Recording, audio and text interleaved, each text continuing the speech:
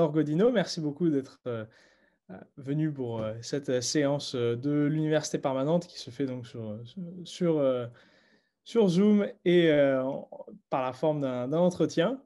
Donc, vous êtes maîtresse de conférence en histoire contemporaine à l'Université Paris 13. Vous êtes spécialiste du 19e siècle et vous avez beaucoup travaillé sur la Commune de Paris avec une thèse déjà soutenue en 2000 à Paris 1 sur le retour d'exil, les anciens communards au début de la Troisième République.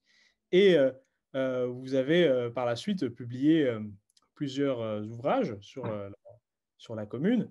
Le plus récent, c'est la Commune de 1871, expliquée en images, publiée au Seuil cette année, en 2021, euh, qui offre une perspective plus pédagogique de l'histoire de la Commune.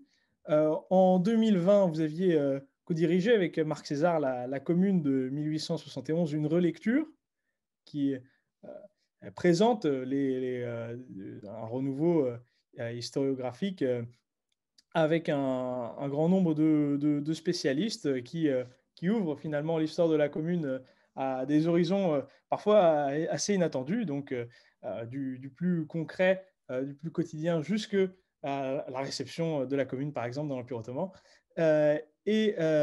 En 2010, vous aviez publié La Commune de Paris par ceux qui l'ont vécu, donc une histoire sociale par le bas de cet événement. Donc, la Commune, 72 jours, je dirais, qui ébranlèrent le monde, dont on célèbre aujourd'hui les 150 ans cette année. Un événement, certes, mais aussi une rupture, vu comme avec plusieurs interprétations, vu comme une plaie ouverte pour ceux qui voyaient un moment de guerre civile qui a durablement divisé la France et porté la violence à son paroxysme dans les deux camps.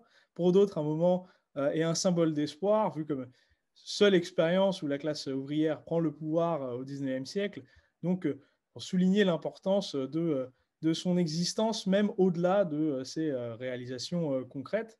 Et c'est dans cette perspective que s'inscrit toute une tradition marxiste qui voit la Commune à la fois comme un moment héroïque, mais aussi une expérience dont il fallait tirer le leçon. Aujourd'hui, sa mémoire est périodiquement réactivée, certes dans la vie politique française, Nuit debout, les Gilets jaunes, mais aussi ailleurs. On pense notamment à la Commune du Rojava au Kurdistan. Voilà, la Commune vue comme une expérience émancipatrice qui est une aspiration à la liberté et à l'autogouvernement. Alors, pour commencer, Laure Godino, il nous faut parler des origines. Qui sont les communards, finalement? Est-ce que c'est un mouvement à la fois révolutionnaire, républicain? Quel est le rôle des républicains, des socialistes dans la Commune? Est-ce qu'il faut relativiser ou non la place justement de ces socialistes révolutionnaires et internationalistes dans la Commune? Alors d'abord, bonjour à vous et bonjour à toutes et à tous. Alors, qui sont les communards et s'agit-il d'un mouvement révolutionnaire et républicain? Bon, déjà, au Conseil de la Commune, qui est élu le 26 mars, il est sûr, il est manifeste qu'il y a une diversité politique, en plus d'une diversité sociale et d'une diversité générationnelle. Donc, qui sont les communards? En fait, c'est une question assez complexe du fait de cette diversité. Ce qui est sûr, c'est que les communards sont républicains. Ils sont avant tout républicains et la Commune est un mouvement républicain. Et ça ne date pas, si je puis dire, de la Commune, hein, puisque si on remonte un peu plus loin au siège, tout simplement, enfin aux années 1870-71, et même d'ailleurs avant, à la fin du Second Empire, on voit bien que, par exemple, au moment du siège, donc en septembre 1870 et pendant l'hiver, l'automne et l'hiver 70-71, les comités de vigilance qui se forment dans les arrondissements dont sont issus un certain nombre de membres de la Commune sont des comités républicains de vigilance. Et avant tout, pendant le siège, il s'agit de défendre la patrie en danger, mais il s'agit de défendre la patrie républicaine en danger. Donc, il est tout à fait manifeste que c'est un mouvement républicain. Alors, la question qui se pose, c'est de savoir ce qu'on entend par républicain, parce que la mouvance républicaine est extrêmement large en réalité, puisqu'à ce moment-là, le camp républicain, ça va des plus modérés comme Jules Favre, hein, comme les fameux Jules Simon, Jules Ferry, qui, eux, voient dans la République simplement la question, au fond, des libertés publiques, essentiellement, et puis changement de régime. Donc, ça va des plus modérés aux plus révolutionnaires, en passant par les radicaux, comme Clémenceau, et on pourrait dire d'ailleurs que les radicaux et ce qu'on pourrait entendre par les révolutionnaires s'accordent, à la différence des républicains modérés qui sont eux soucieux d'ordre. Donc les radicaux et les révolutionnaires s'accordent sur cette question, sur une question fondamentale qui est la République démocratique et sociale, tout à fait, de façon tout à fait claire. C'est-à-dire que cette République doit à la fois aboutir à l'émancipation politique, à la vraie démocratie, donc la vraie démocratie comme émanation et réalisation du peuple souverain. Et puis, donc on pourra revenir dessus, et puis la vraie République comme émancipation sociale. Alors, et là, les radicaux, quand même, sont aussi pour cette idée de vraie République dans une dimension politique et sociale. Donc, c'est un mouvement républicain. On l'a dit aussi, et Michel Cordillon insiste bien d'ailleurs dans sa notice du dictionnaire La Commune de Paris 1871, donc le dictionnaire qui vient de paraître, enfin, qui est paru en janvier, puis qui a été réédité sur la Commune de Paris, donc dans la lignée du métro. Et donc, Michel Cordillon insiste bien sur le fait aussi qu'il s'agit d'un mouvement patriotique, donc républicain, patriotique, mais encore une fois, défense de la patrie républicaine, et puis mouvement révolutionnaire, ça aussi de façon tout à fait manifeste. Alors la Commune, c'est à la fois, si je puis dire, un mouvement républicain euh, et révolutionnaire. Alors, est-ce qu'il est socialiste? Est-ce que la Commune est socialiste? Donc, je vous ai dit qu'il y avait une diversité politique à la Commune. Une telle diversité d'ailleurs que après les élections du 26 mars, les plus modérés démissionnent donc dès la première séance. Alors les plus modérés, hein, c'est ceux qui avaient rejoint l'élection le 26 mars, mais qui au fond ne voulaient pas d'une commune telle qu'elle se présentait, donc comme Marmottan dans le 16e ou Méline. Et puis les radicaux aussi hein, démissionnent de la commune en avril, les 6 et 7 avril. Alors après le décret sur les otages, puisque la commune a pris le décret sur les otages le 5 avril, trouvant aussi que la commune va trop loin dans ses attributions révolutionnaires. Et puis, il faut rajouter aussi qu'on est au début de la guerre hein, avec Versailles, la guerre a commencé. Et donc, les radicaux estiment que de toute façon, la défaite est assurée. Donc, eux aussi démissionnent. Et alors que la question, c'est de savoir qui reste à la commune finalement. Est-ce que cette commune qui reste est socialiste? Alors, on a l'habitude de distinguer divers groupes à la commune, diverses catégories politiques, si je puis dire. Pour ma part, je pense que ces catégorisations sont quand même assez dangereuses parce que ça fait longtemps qu'on a montré qu'il était difficile de classer ainsi les membres de la commune. Euh, Par exemple, il y a des membres de l'international qui vont voter pour le comité de salut public en mai, donc alors qu'on dit que les membres de l'international sont la minorité, donc sont anti-autoritaires, donc votent pour le comité de salut public. En réalité, c'est beaucoup plus compliqué que ça. Mais c'est vrai qu'on distingue différentes groupes à la commune, et notamment les fameux blanquistes, les jacobins, et puis des socialistes, ou en tout cas des socialistes ou des internationalistes. Et ces socialistes ou ces internationalistes seraient plus proches des... Bon, d'abord, il y a des membres de l'international, hein, des membres de la commune qui sont issus de l'Association internationale des travailleurs. Et puis donc des socialistes qui sont issus des chambres ouvrières et qui sont favorables euh, à une transformation sociale et une émancipation sociale qui serait fondée sur l'associationnisme, donc les associations ouvrières de production, avec là encore des diversités, hein, parce qu'il y en a qui sont plutôt proudhoniens, plutôt pour un mouvement progressif pardon, et puis d'autres qui sont plutôt anti-autoritaires, disons, libertaires, et qui mettent avant tout l'aspect émancipation sociale et l'aspect associationniste et fédéraliste. Voilà, je ne sais pas si j'ai répondu à votre question. Oui, oui, c'est parfait.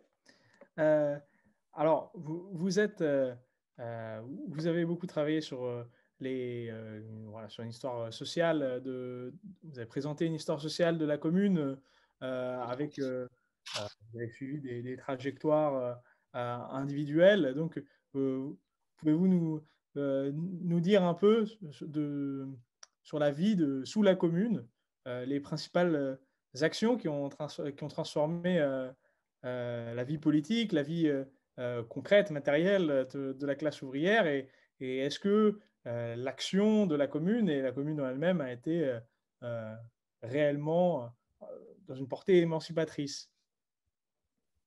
Alors, vaste question, hein. Bon, déjà, comment dire, la commune est véritablement conçue comme une révolution, hein, comme une révolution. Donc, puisque le terme qui est employé, c'est révolution communale ou révolution politique, révolution sociale, de façon tout à fait claire. Alors, quels sont les changements politiques? Donc, les changements politiques, déjà, il faut peut-être distinguer ce qu'on appelle le haut, hein, et le bas pour schématiser. Euh, En ce qui concerne le haut, si je puis dire, c'est-à-dire les institutions du haut, c'est le fameux conseil de la commune, hein, ou assemblée communale, qui a été élu le 26 mars et puis lors des élections complémentaires le 16 avril. Or là, il y a un changement qui est fondamental, qui est qu'il n'y a pas de chef, que c'est un gouvernement révolutionnaire sans chef. Il n'y a pas de pouvoir personnel. Alors, on a souvent dit que ce chef aurait pu être Blanqui. Blanqui avait été emprisonné, il était hors de Paris, il était emprisonné. Il a été élu au moment du 26 mars, mais il n'a pas pu siéger, hein, il n'était pas à Paris, il était incarcéré. C'est une question qu'on peut poser parce que, en réalité, ce que voulaient les communards, c'était quand même une direction collégiale et non pas précisément un gouvernement avec un chef. Euh, et puis, il faut voir, hein, qu'on se situe juste après l'Empire et le Second Empire, et puis qui était un régime autoritaire, dont on avait dénoncé non seulement l'autoritarisme, l'aspect policier, mais aussi le césarisme.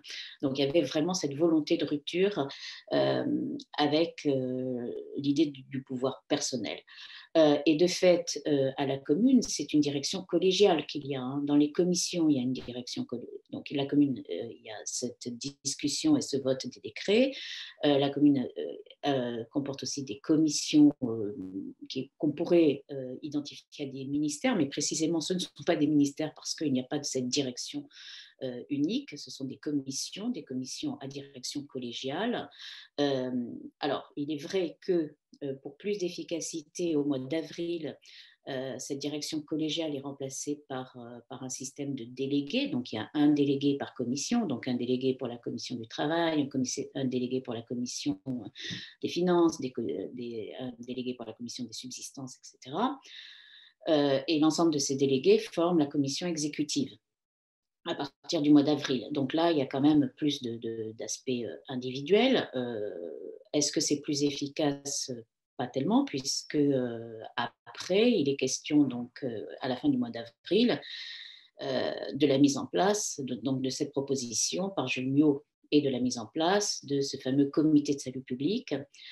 Euh, donc comité de salut public qui comporterait 5 membres et qui aurait un pouvoir extrêmement étendu sur les différentes commissions et qui échapperait finalement au contrôle de la commune. Et c'est là, hein, qu'il y a une pierre d'achoppement entre les membres de la commune, et ça pose la question de cette émancipation politique et de cette transformation politique, en tout cas en ce qui concerne le haut, puisque les membres de la minorité qui votent contre la création du comité de salut public estiment que ça va à l'encontre de la souveraineté populaire, que la commune abdique finalement son pouvoir entre les mains de ce qui est une dictature, hein, qu'on appelle comité de salut public, alors que les membres de la majorité estiment qu'il faut être efficace et donc que ce comité de salut public, qui renvoie bien sûr à la période révolutionnaire, sera un gage d'efficacité. Donc il y a ça. Euh, mais la transformation politique, je vais revenir sur la transformation sociale après, hein, mais la transformation politique, c'est aussi tout ce qui se passe en bas, ou en tout cas tout ce qui se passe dans les municipalités, dans les quartiers, parce que en plus de cette commune, il y a des commissions municipales, donc dans les mairies, dans les municipalités, des commissions municipales qui sont nommées pour seconder les maires qui sont les élus de la commune. Or, ces commissions municipales, elles jouent un rôle fondamental, hein, dans la vie du quartier. Il y en a qui sont extrêmement actives et extrêmement efficaces, comme celle du 17e ou celle du 18e. Et en plus de ces commissions municipales, il y a un certain nombre de comités locaux qui ont émergé, si je puis dire, par la base, qui sont issus des comités de vigilance qui ont existé pendant le siège, qui sont issus des cercles de la garde nationale. Et on voit bien là ce qu'on a appelé, ce que Jacques Rougerie a appelé la démocratie vraie, hein, c'est-à-dire, ou d'une certaine façon la mise en pratique de cette souveraineté populaire, c'est-à-dire qu'à côté de la commune, il y a toute cette parole populaire et toute cette action populaire du point de vue politique avec ces commissions municipales et ces comités locaux. Il faudrait rajouter les clubs, puisque les clubs, c'est aussi l'expression d'une parole populaire et les clubs envoient des motions à la commune. Il faudrait rajouter la garde nationale, hein, tout ce qui se passe dans les bataillons de la garde nationale, où il y a les officiers sont élus et où ils sont révoqués quand ils ne satisfont pas à leur mission. Et à chaque fois, donc, là aussi, on a parfois parlé de dysfonctionnement, on a parlé même les anticommunards d'anarchie, mais c'est tout vraiment, c'est toute la mise en application de cette, alors on pourrait dire démocratie directe ou démocratie vraie, ou donc mise en pratique de la souveraineté populaire. Donc ça, c'est l'aspect politique. Mais il y a aussi des transformations sociales fondamentales.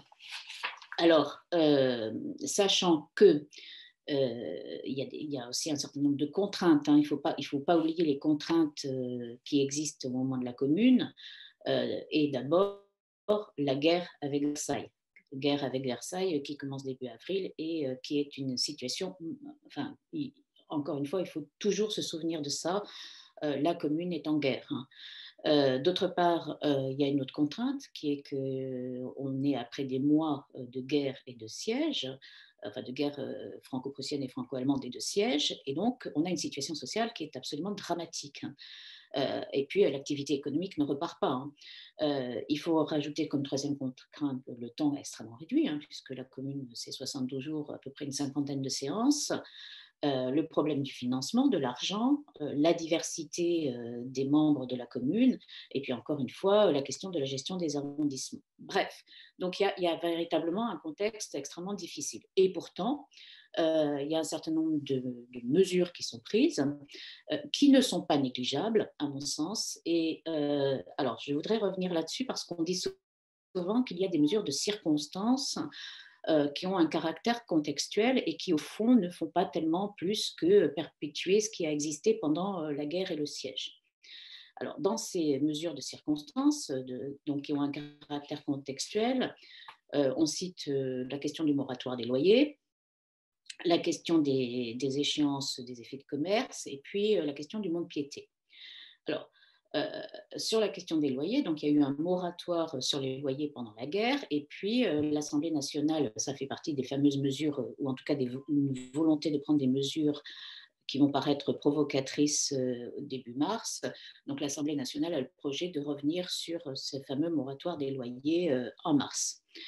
Le 18 mars, donc après le 18 mars, l'expulsion des locataires est interdite, et puis la commune, dès le début, le 29 mars, prend un décret qui remet les loyers pendant enfin, les 3 termes de loyer. C'est-à-dire un terme, c'est 3 mois, donc il remet les loyers, donc le terme d'octobre, donc ça fait octobre, novembre, décembre, 70, le terme de janvier, janvier, février, mars, et puis le terme d'avril, avril, mai, juin. Donc en fait, c'est la remise des loyers pendant 9 mois.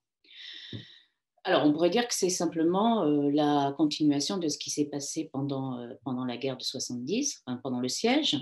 Mais là, il faut quand même voir que les loyers qui ont été déjà payés seront imputables sur ce qui est à venir. Donc, il y a d'abord cette mesure, hein, c'est une véritable remise des loyers.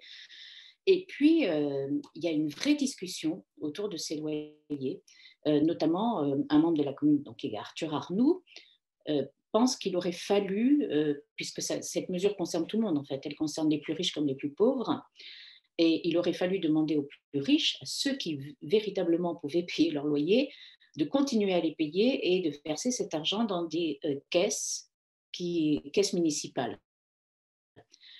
Donc ça aurait permis de financer la commune et puis ça aurait été un objectif d'égalité sociale qui aurait été réalisé. Donc là, on voit bien qu'il y a une réflexion sur ces loyers, que ce n'est pas simplement une mesure de circonstance ou la continuation de ce qui existait pendant le siège. Et puis, il y a le fameux décret aussi d'avril qui prévoit de réquisitionner les logements abandonnés. Alors là, on dit que c'est également une mesure de circonstance parce que c'est pour faire face aux populations qui affluent des quartiers qui ont été qui sont bombardés par les Versaillais. Donc, il faut trouver des abris pour ces populations. On dit aussi que effectivement, il y a un aspect qui est lié à la guerre, hein, parce qu'il s'agit des logements qui ont été abandonnés par les fameux francs-fileurs, donc ceux qui sont partis après le 18 mars. Donc, il y a une mesure aussi de rétorsion. Il n'en reste pas moins que, même si ces logements qui ont été réquisitionnés sont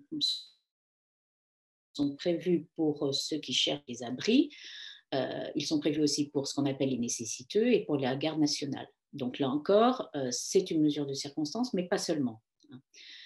Euh, Même chose pour le mont-de-piété et le moratoire sur les effets de commerce. Alors, en ce qui concerne le mont-de-piété et les effets de commerce, on pourrait dire que finalement, et c'est là que la commune montre ses limites, puisque par exemple pour le mont-de-piété, les monts-de-piété ne sont pas supprimés. Hein, alors que les monts-de-piété, c'était un système où les Parisiens donc, engageaient leurs biens moyennant prêt et remboursaient à taux usuraire. Or, pendant le siège, les biens qui étaient d'une valeur de 15 francs, qui allaient jusqu'à une valeur de 15 francs, avaient pu être récupérés. Et au fond, la commune ne va que jusqu'à une valeur de 20 francs. Donc, au fond, on dit bon, il n'y a pas tellement de plus, si je puis dire, ou de changement radical par rapport à ce qui existait pendant le siège. Alors, c'est vrai que c'est une modération, et c'est une modération qui est influencée notamment par Jourde, qui ne veut pas toucher à la propriété. Mais là encore, il y a eu de très nombreuses discussions sur cette question du mont-de-piété. Et puis, il y a eu par exemple un rapport de la commission du travail qui demandait la liquidation des mont-de-piété pour mettre en place un crédit populaire et pour mettre en place un véritable système de garantie et de secours en cas de chômage. Donc, on voit bien que là, il y avait l'idée d'une transformation radicale qui n'a pas vu le jour, mais encore une fois, il faut se rappeler que le temps était très court.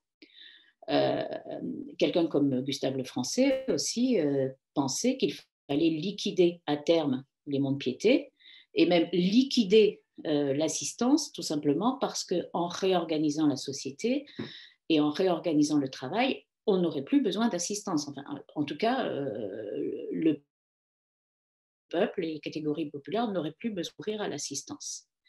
Donc, là encore, il y a une vraie réflexion sociale sur cette question des monts-de-piété. Alors, c'est la même chose pour les échéances des effets de commerce. Hein, donc là, éventuellement, je développerai si vous voulez, mais je vais aller vite.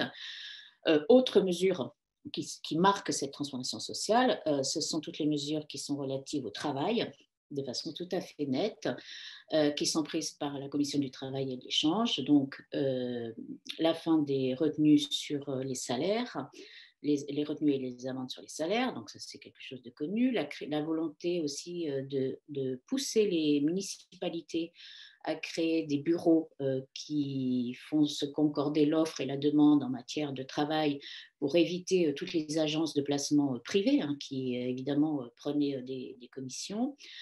La question fondamentale qui est le fameux décret sur le travail de nuit des ouvriers boulangers. Alors on parle beaucoup de ce décret et effectivement donc ça provoque la réaction négative des patrons boulangers qui refusent donc que ce travail de nuit des ouvriers boulangers soit aboli. Mais là encore, c'est quelque chose de fondamental du point de vue social parce que c'est l'intervention de l'État, enfin de la commune comme État, en tout cas de la puissance publique, dans les relations entre patrons et ouvriers. Et c'est la raison pour laquelle il y a des discussions, là encore, à la commune, puisque certains membres de la commune ne veulent pas, ou en tout cas s'opposent à ce décret, ou en tout cas discutent contre ce décret en estimant que c'est aux personnes intéressées de régler leurs problèmes elles-mêmes, c'est-à-dire au fond à ce que la puissance publique n'intervienne pas dans les relations de travail. Et Frankel, lui, est favorable à cette intervention, puisque, dit-il, les élus sont des mandataires du peuple, et en tant que mandataires du peuple, ils doivent prendre ce genre de mesures, et ils n'ont pas à demander leur avis au patron. Et on sait bien que Frankel a estimé que c'était la seule mesure véritablement socialiste de la commune, ce qui peut se discuter. Mais enfin, en tout cas, c'est une mesure qui est fondamentale, même si elle peut paraître accessoire. Et puis, autre transformation sociale importante, c'est le rôle donné aux associations ouvrières, avec là encore une limite, puisque le fameux décret de réquisition des ateliers abandonnés du 16 avril donc prévoit de réquisitionner les ateliers qui ont été abandonnés par ceux qui ont quitté Paris après le 18 mars et d'en faire des statistiques et de les confier à terme à des associations ouvrières, avec l'idée que les patrons à leur retour seraient indemnisés. Mais en fait, donc, Jacques Rougerie, parce que c'est lui qui a travaillé dessus, n'a trouvé une seule association de fondeurs qui s'intègre dans ce système de réquisition des ateliers abandonnés. Ça ne veut pas dire que la commune n'a pas favorisé les associations ouvrières de production qui existaient déjà, et avec là encore des ambiguïtés, puisque un certain nombre d'associations ouvrières de production en fait se voient concurrencées par des grandes entreprises. Or, la commune, pour des raisons d'économie, fait appel à ces grandes entreprises, donc parce qu'elles ont des prix plus bas, parce qu'elles ont des salaires plus bas, et il faut une intervention des associations ouvrières et une intervention de la commission du travail pour que la commune décide de passer commande auprès des associations ouvrières, privilégier les associations ouvrières. Donc là, on voit à la fois les transformations et puis les limites.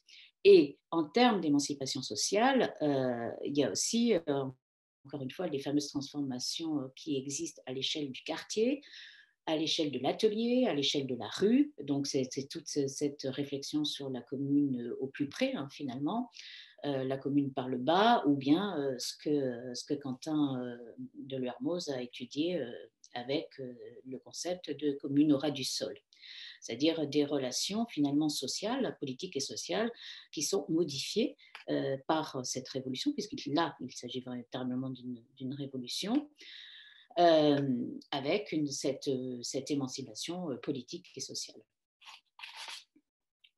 Voilà. Excellent.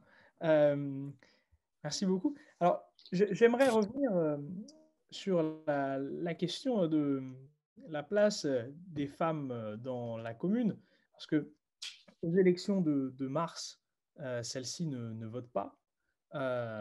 Pourtant, voilà, certains s'accordent à dire que la place des femmes dans la vie politique de la commune est bien plus centrale que dans les décennies précédentes, évidemment. Donc, est-ce que les femmes sont-elles toujours marginales ou au contraire acquièrent-elles une, un, un espace. Est-ce que la commune devient un espace politique pour elle aussi? Et enfin, Alors, euh, si vous pouviez nous dire quelques mots aussi sur l'image des femmes communardes qui a été développée par voilà, les anticommunards, par les Versaillais, notamment le mythe des pétroleuses qui est lié avec euh, voilà, une histoire noircie de la commune. donc, c'est pas, là aussi, hein, c'est une question assez complexe. Effectivement, donc les femmes ne votent pas. Au Conseil de la commune, il n'y a que des hommes et on l'a souvent fait remarquer, hein, la commune n'a pas changé ceci. C'est-à-dire que le suffrage universel est resté un suffrage universel masculin. Donc la commune était favorable au suffrage universel dans son application la plus radicale, mais au suffrage universel masculin dans son application la plus radicale. Et puis, on cite souvent ce texte d'André Léo, qui était une communarde, hein, une militante de la commune, et qui parlait de cette révolution qui se faisait sans la femme, en insistant sur le fait qu'une révolution ne pouvait pas se faire sans la femme ou sans les femmes. Maintenant, ce qui est tout à fait manifeste, c'est que d'une part, beaucoup de ces femmes qui étaient des militantes ne faisaient pas du droit de vote leur revendication première. Donc, ce n'était pas le droit politique restreint, hein, qui, d'une certaine façon, qui les intéressait au premier plan. C'était l'émancipation dans son ensemble et l'émancipation sociale, souvent, émancipation sociale d'où devait venir l'émancipation de la femme. C'est-à-dire que l'un et l'autre ne pouvaient pas être distincts de façon tout à fait claire. Euh, Ces femmes, elles sont présentes, hein, ces militantes, elles sont présentes. Elles étaient d'ailleurs présentes aussi à la fin du Second Empire, puisque une ouvrière religieuse comme Nathalie Lemel était était à l'international et était en liaison avec Varlin. Hein, donc, il n'y a pas que Louise Michel qui est présente à la fin du Second Empire. Il y en a d'autres. Hein. Et donc, elles sont présentes et ce qui est manifeste, c'est qu'elles occupent l'espace public, c'est-à-dire que certes, elles ne votent pas, mais c'est ça qui a été remarqué aussi, c'est-à-dire dans un siècle qui est un siècle qui relègue la femme dans la sphère privée, elles sont présentes dans la sphère publique. Alors, il y a les militantes, mais il y a aussi toutes celles qui sont présentes dans les clubs, qui prennent la parole dans les clubs. Il y a les femmes ambulancières, il y a les femmes donc cantinières, il y a les femmes aussi, des femmes qui revendiquent le port d'armes, parce que ambulancières et cantinières dans la garde nationale, ce sont des fonctions qui sont en fait assez traditionnelles, hein, pour la femme. Or, la revendication d'armes et le fait de demander des armes, c'est aussi une transgression des frontières entre masculin et féminin. Donc, il y a une vraie présence, hein, de ces femmes, des militantes à l'Union des femmes pour la défense de Paris et les soins aux blessés, qui est créée en avril, hein, qui est une union des femmes extrêmement importante, animée par Nathalie Lemel, justement Elisabeth Dimitrieff.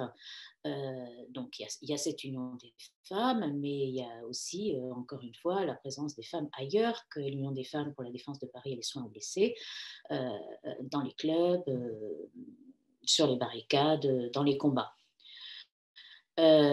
Après, est-ce que ces femmes... Alors, que revendiquent ces femmes déjà? Donc, je ne dis pas tellement le droit de vote, finalement, même si ça peut intervenir pour un certain nombre de féministes. Mais elles œuvrent pour l'émancipation sociale, ce qui est tout à fait clair, par exemple, en ce qui concerne l'Union des femmes pour la défense de Paris et les soins aux blessés, puisque l'Union des femmes pour la défense de Paris et les soins aux blessés est en liaison avec la Commission du travail et souhaite développer les associations d'ouvrières, hein, et les chambres syndicales de femmes ouvrières.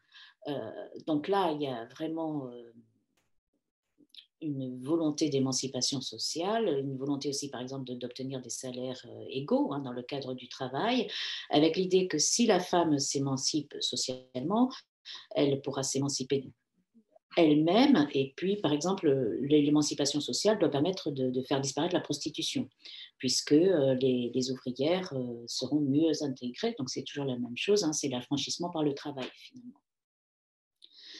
Mais il y a aussi une revendication en matière d'éducation, c'est-à-dire donc d'instruction laïque et d'instruction qui soit la même que pour les garçons.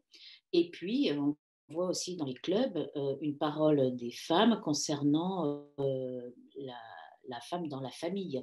C'est-à-dire qu'on est encore dans le cadre du Code civil, hein, on est d'ailleurs, pas encore, pendant longtemps, dans le cadre du Code civil napoléonien, donc du Code civil de 1804, qui fait de la femme mariée une mineure.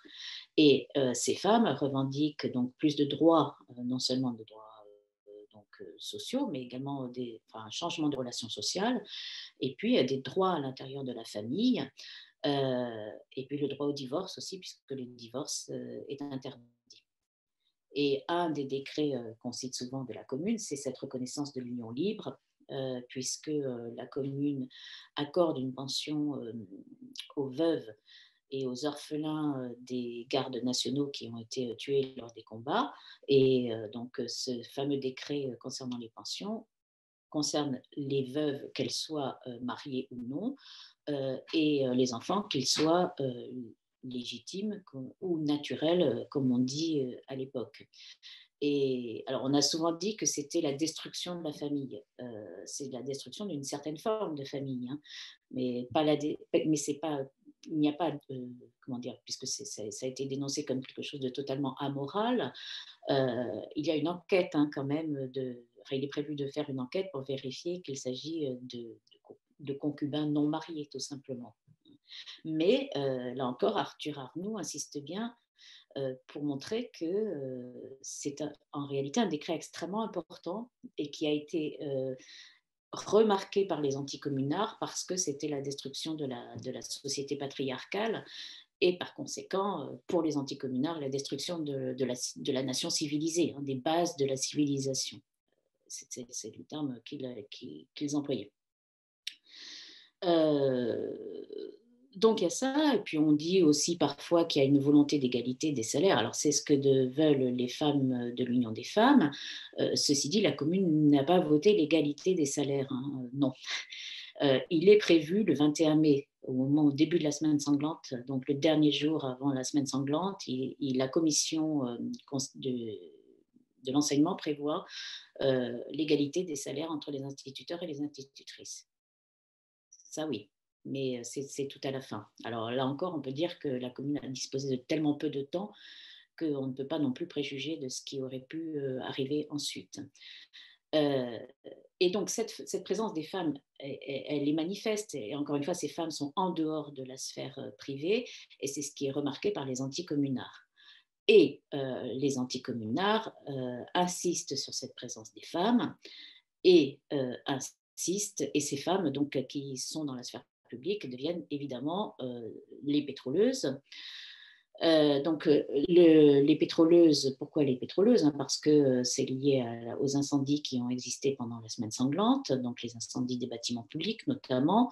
Et alors, au début, dans le vocabulaire, il était question des pétroleurs, des incendiaires, et puis très vite, les pétroleurs sont devenus les pétroleuses. Et donc, finalement, la destruction de ces bâtiments correspondait pour les anticommunards à la destruction de la civilisation, c'était ça. Hein. Et d'une certaine façon, les anticommunards attachent plus d'importance à la destruction de ces bâtiments, donc l'hôtel de ville, les Tuileries, qu'à l'exécution des otages, par exemple, hein, parce que c'est vraiment la destruction de la civilisation, de la nation civilisée, sachant que Paris est la capitale de la modernité et la capitale des capitales. Donc c'est la destruction de la capitale des capitales. Et évidemment, dans cette pensée anticommunarde, le responsable de ces destructions, c'est celle qui a déjà détruit d'une certaine façon la famille, donc la base de la société, qui va détruire aussi la capitale des capitales, la capitale de la modernité. D'où le fait qu'on va accuser les communardes d'avoir donc mis le feu à Paris, de parcourir Paris avec des torches pour mettre le feu. avec, là encore, tout un détournement des fonctions traditionnelles, puisque ces femmes, ces pétroleuses porteraient le pétrole dans des bidons. Donc, elles seraient là pour bidons qui normalement portent le lait, hein, donc elles détourneraient leur fonction finalement maternelle pour incendier Paris.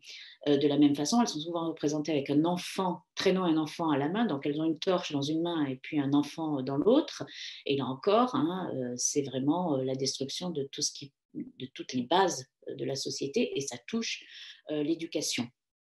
Alors, il y a eu tout un mythe de la pétroleuse. Un écrivain anticommunard comme Maxime Ducamp reconnaît que les pétroleuses n'ont pas existé en 1878, mais il transfère tous les attributs de la pétroleuse à la communarde en général. Donc le discrédit qui existe autour de la pétroleuse va se reporter à la communarde, et puis de toute façon va se reporter aux actrices et aux acteurs de la commune et à la commune en général. Et lors des procès, donc on a essayé de trouver, donc en 71, hein, de trouver des pétroleuses. Et puis il y a un procès de pétroleuses en 1871. Donc 5 femmes qui sont accusées d'avoir mis le feu à Paris. Et en réalité, donc, il est impossible de trouver des preuves manifestes de leur participation à ces incendies. Ça ne veut pas dire que, encore une fois, ça ne veut pas dire qu'il n'y ait pas eu des femmes qui aient participé à des incendies, mais c'est cette question de la pétroleuse, on voit très, très bien comment ça permet c'est un exutoire en fait de tous les fantasmes et de toutes les peurs masculines et en général du 19e siècle. Ah, et je voudrais aussi rajouter qu'il y a assez peu de femmes qui ont été condamnées, enfin qui sont passées en procès, hein, puisque sur 40 000 arrestations et 10 000 jugements, on a 1000 femmes qui sont donc condamnées. Donc ça fait assez peu. Et ce que montre un certain nombre d'historiens de la commune, dont Robert Holmes, puisque c'est lui aussi qui en parle, c'est qu'en fait, probablement, les soldats versaillais recherchaient, et les Versaillais recherchaient des femmes qui correspondaient aux stéréotypes qu'on avait de ces femmes, c'est-à-dire effectivement des pétroleuses, des prostituées, des femmes de mauvaise mœurs, mais on laissait filer d'une certaine façon les femmes populaires qui participaient à la commune, mais qui n'avaient pas tous les stéréotypes qu'ils croyaient qu'elles avaient. Très bien. Euh, on se souvient de Louise Michel au bagne en Nouvelle-Calédonie. Mais bon, c'est une figure qui a éclipsé finalement un peu le reste, je dirais. Et Euh, je peux préciser quelque chose. oui, Non seulement Louise Michel n'est pas allée au bagne, Louise Michel a été déportée. Donc, d'une certaine façon, elle éclipse aussi les pauvres forçats, les pauvres communards condamnés aux travaux forcés, et il y en a eu qui sont allés au bagne de Lindou. voilà, bon, je contribue à renforcer ces stéréotypes alors. Alors, la commune est généralement associée au mot de Paris. Voilà, c'est la commune de Paris qu'on retient. Mais pour autant, est-ce que c'est une insurrection strictement parisienne? Quel rapport, à travers cette expérience, quel est le rapport entre Paris, province, nation dans cette expérience communarde en, en quelques, en quelques mots aussi? Alors, je vais aller beaucoup plus vite hein, pour mes réponses. Effectivement, la Commune de Paris est l'événement majeur parce qu'il a duré, donc il y a eu 2 mois et demi de gouvernement révolutionnaire, mais il a existé des mouvements communalistes ailleurs qu'à Paris. Et d'ailleurs, cette revendication d'une commune, c'est-à-dire d'une autonomie communale et d'une république qui soit donc une transformation politique, une révolution politique, mais également une révolution sociale, a existé en dehors de Paris, avant même la commune de Paris, si on regarde la temporalité, puisqu'il y a des communes hein, ou des mouvements révolutionnaires, en tout cas, à Lyon et à Marseille. Il y a une agitation extrêmement importante à Lyon et à Marseille pendant tout l'automne 70 et l'hiver 71. Et puis, il y a aussi des mouvements communalistes. Donc ça fait longtemps que les historiens travaillent dessus, hein, puisqu'il y a eu le livre de Jeanne Gaillard en 1971 Commune de Paris, Commune de province. Et puis récemment, on s'est beaucoup intéressé aussi, on a été attentif au fait de porter le regard, pas simplement sur Paris, mais sur l'ensemble du territoire national en 70-71 pour voir quelle était la dynamique en fait de ce mouvement communaliste. Donc il y a des mouvements communalistes en dehors même des grandes villes que sont Lyon, Marseille, donc Toulouse, Narbonne, les fameuses villes côtières, mais il y en a d'autres. Hein, il y a même des mouvements rouges dans les environs de Perpignan, hein, donc, qu'a étudié Jérôme Caretti. Donc, en fait, il faut voir l'ensemble de ce phénomène communaliste en 70-71. Très bien. Et donc, vous, votre spécialité initiale, votre spécialisation initiale a été la fin de la Commune, puisque ce sont les exilés que vous avez étudiés dans votre thèse. Et donc, la Commune vue de l'étranger, comment est-ce que ces 72 jours deviennent un événement international? Et euh, comment est-ce que se construit aussi à l'étranger ce mythe de la commune? Et est-ce que c'est ce mythe qui l'a rendu justement international? Alors, sur la question des exils, de l'exil et de la déportation des communards, en ce qui concerne les communautés d'exilés, elles sont quand même, elles participent au conflit de l'international hein, dans les années 1870, mais elles sont quand même assez repliées sur elles-mêmes. Hein. Donc ça, est-ce qu'elles participent à la dimension internationale de la commune? Je n'en suis pas sûre. Du fait de ce repli, sauf en dehors des militants qui sont partie prenante des conflits de l'international. En revanche, et je précise aussi que ce n'est pas parce que Louise Michel est allée en déportation et pas au bagne que la déportation n'était pas horrible. Mais le bagne était le plus sombre cercle de l'enfer. Voilà. En revanche, il y a eu effectivement une dimension internationale de la commune. Hein, ça, bon, de toute façon, c'est pas une découverte. Et là, c'est vraiment un des apports des recherches de Quentin de Luermoz. Hein, euh, avec son livre Commune au pluriel, c'est la question de la médiatisation de l'événement qui est extrêmement intéressante. C'est une étude extrêmement intéressante à partir des agences de presse, de la circulation de l'information, donc avec les agences de presse comme Reuters, et on voit très bien qu'effectivement, dès 71, l'événement est un événement international. Alors, après, la commune est aussi un mythe mondial, hein, d'une certaine façon, par l'intermédiaire de la guerre civile en France, donc du livre de Marx, qui est une adresse hein, du Conseil général de l'international, de sa traduction très rapide en diverses langues, et puis de la aussi réinterprétation enfin, de ce qu'en a dit Marx, hein, comme glorieux Fourier de la société nouvelle, et puis de la préface d'Engels 20 ans plus tard, donc la dictature du prolétariat. Et donc à partir de là, donc, la commune a été vue comme la première marche vers les révolutions prolétariennes du XXe siècle. Il y a eu une dimension internationale aussi avec l'interprétation bakoniniste hein, donc, et l'international dans les années 1870. Donc, en fait, il y a différents vecteurs qui permettent d'expliquer cette mondialisation ou cet aspect international de la commune. Par ailleurs, il faut quand même rappeler que c'était le premier. Alors, c'était un gouvernement ouvrier, même si il n'y avait pas qu'une dimension ouvrière au gouvernement de la commune, et c'était en tout cas un gouvernement populaire, hein, à très forte dimension populaire. Or ça, c'est aussi ce qui a permis, ce qui explique aussi sa dimension internationale. Donc, tout de suite, et pendant des décennies ensuite, la commune devient une sorte, on tente de tirer des enseignements, disons, de la commune sur la pratique politique et la pratique révolutionnaire. Je pense notamment aux écrits de Lénine sur la façon euh, de, de prendre le pouvoir et dont l'expérience de la commune a été, euh, disons, fondamentale pour sa pensée politique de la prise du pouvoir. Et donc, euh, c'est un caractère décisif, disons, dans les enseignements qu'ont pu en tirer les révolutionnaires par la suite. Oui, mais là aussi, c'est assez ambigu parce qu'à la fois, c'est une référence comme premier gouvernement ouvrier, hein, donc avec ce que disaient Marx et Engels.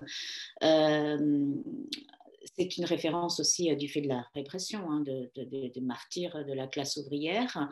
Euh, alors, elle apparaît comme c'est la fameuse discussion, même si maintenant elle est dépassée, mais enfin la discussion qui a existé entre le fait de savoir si c'était une aurore ou un crépuscule, aurore des révolutions prolétariennes du XXe siècle, ou bien crépuscule, donc la dernière révolution du XIXe siècle.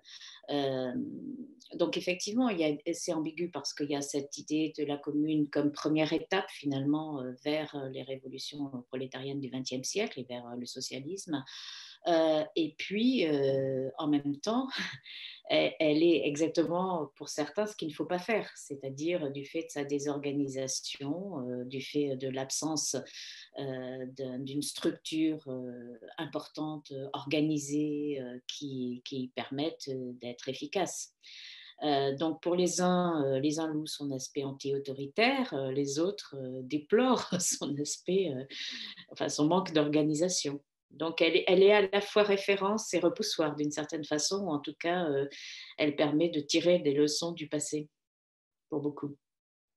Et donc, à propos leçons du passé, sur la question de la mémoire de la commune, alors la célèbre chanson dit que la commune n'est pas morte. Est-ce que c'est le cas? Qu'est-ce qu'il subsiste finalement aujourd'hui du Paris de la commune, de sa mémoire? Est-ce que la commune est devenue un lieu de mémoire pour Paris? Et, euh, et donc, je finis un peu sur une anecdote presque triviale sur la question du Sacré-Cœur qui devient un monument historique. Est-ce que c'est pour vous une victoire définitive, symbolique des Versaillais, ou alors est-ce que bon, on est rentré dans une autre dimension de la valeur symbolique du Paris touristique? Alors, il y a deux choses. Elle est un lieu de mémoire et puis elle a une résonance tout à fait actuelle. Précisément parce qu'il y a toutes ces interrogations sur l'épuisement de notre modèle démocratique et puis les interrogations sur ce qu'on a vu, hein, sur cette commune au ras du sol, sur cette souveraineté populaire en action, d'une certaine façon, en pratique, sur cette démocratie vraie. Donc là, elle est un lieu de mémoire aussi et de réflexion, hein, pour ça. Après, sur la question matérielle, si je puis dire, sur la commune comme mémoire du point de vue matériel et avec cette question du Sacré-Cœur. Et je trouve qu'il y a eu un très bon article en fait d'Éric Fournier qui était paru dans la presse sur le Sacré-Cœur, puisqu'il montrait qu'au fond le classement du Sacré-Cœur comme monument historique, peut-être que ça n'a pas beaucoup d'importance puisque ça fait partie maintenant du patrimoine parisien et du patrimoine touristique. C'est peut-être moins ça la question que l'interprétation qu'on en donne. Et le fait de vouloir classer ce monument historique en 2021, c'est-à-dire au moment du 150e anniversaire de la commune, ce qui est quand même un peu surprenant. Et puis ce qu'on veut en faire aussi. En fait, c'est ça la question. Qu'est-ce qu'on veut en faire?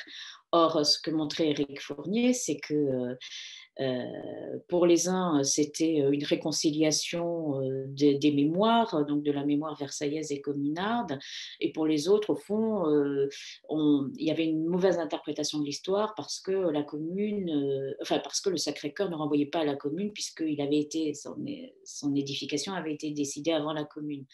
Sauf que ce que rappelle Éric Fournier, c'est que certes, son édification a été décidée avant la commune, mais d'abord, c'était un vœu des catholiques les plus réactionnaires, puisque c'était sauver quand même la France, certes, de l'invasion prussienne et allemande, mais aussi défendre le souverain pontife.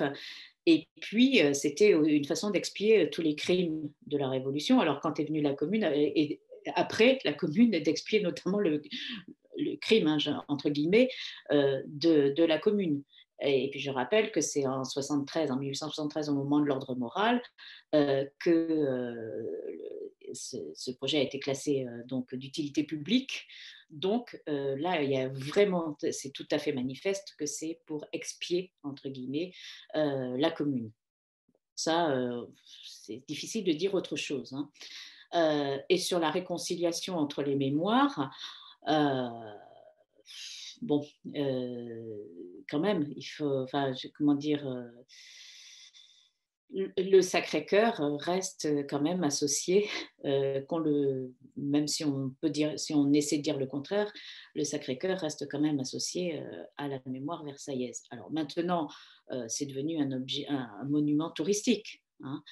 Et il est, par exemple, on voit très bien que lorsqu'on parle de la commune, on pense au mur des Fédérés, hein, comme lieu mémoriel.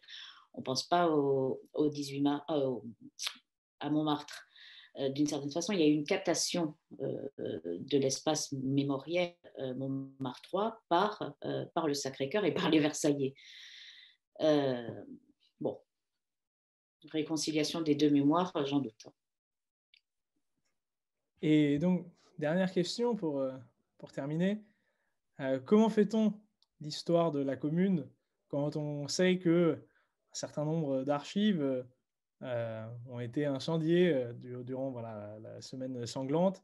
Et quelle est votre méthode? Quelle est votre façon de faire? Et peut-être pourriez-vous nous dire quelques mots aussi sur l'usage des images que vous avez développées dans votre dernier livre? Alors, sur les archives, alors effectivement, il y a un certain nombre d'archives qui ont brûlé en 71, mais les historiens utilisent les archives qui ont été saisies par les Versaillais et qui ont servi à la répression et à la justice militaire. Donc, Jacques Rougerie, par exemple, a étudié les dossiers des conseils de guerre et ça lui a permis de dresser sa typologie sociale des communards, hein. Mais aux archives, au service historique de la défense, il y a une sous-série, hein, elle est grecque, consacrée à la commune, qui comporte un assez grand nombre de papiers qui ont été, encore une fois, qui ont servi à constituer les dossiers individuels, les dossiers donc de ceux qui avaient été arrêtés et qui passaient en jugement, les dossiers des conseils de guerre, donc qui ont servi à la justice militaire, et puis des dossiers qui ont été, enfin des papiers qui ont été saisis dans les différentes administrations, donc l'administration de la commune, les mairies, les clubs, etc.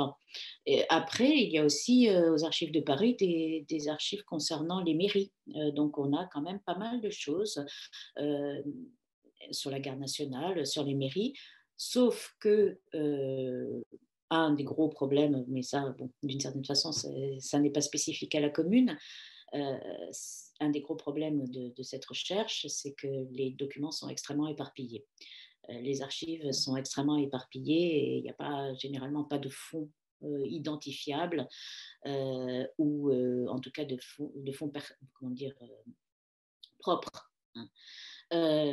Ceci dit, il y a quand même un très, très bel instrument qui existe maintenant, qui est le guide des sources, guide des sources du mouvement de la commune, du mouvement communaliste, qui a été édité par la documentation française, par les archives et grâce aussi au soutien des amis de la commune.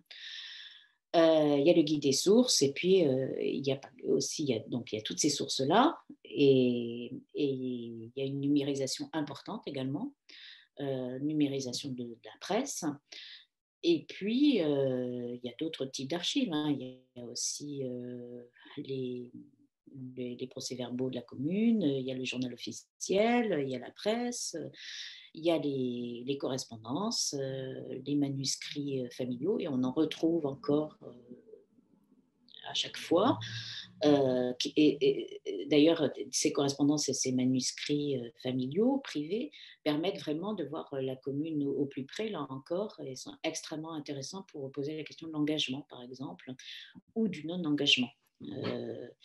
Donc là, il y a des vraies réflexions à faire sur tous ces anonymes, hein, finalement, qui ont laissé parfois des papiers grâce aux archives, encore une fois, du SHD, donc du Service historique de la défense, les archives de Paris, et puis tous ces manuscrits qui existent en plus, encore une fois, de la presse et de tous les documents liés à la commune, imprimés liés à la commune.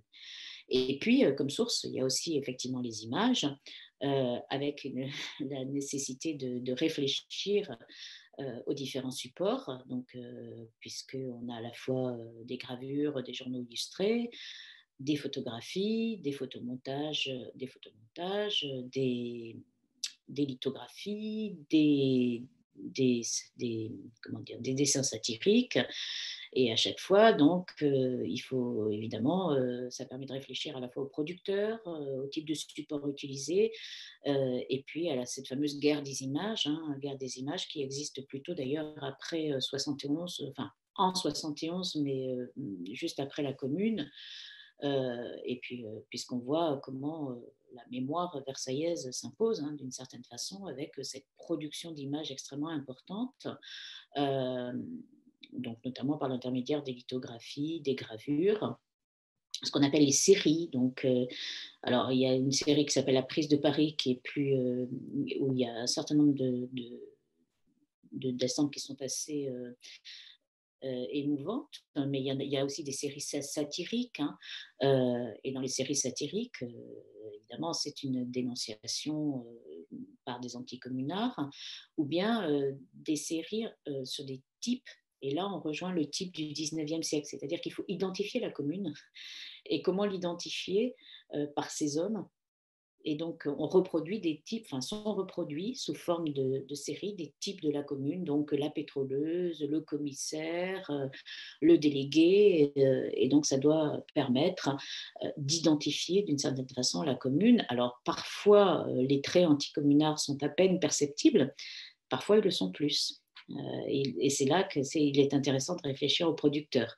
De la même façon pour les photographies, puisqu'on a ces fameuses photographies de Braqueuet qui sont extrêmement émouvantes, hein, au moment de photographies de barricades, ou photographies au moment de la Commune.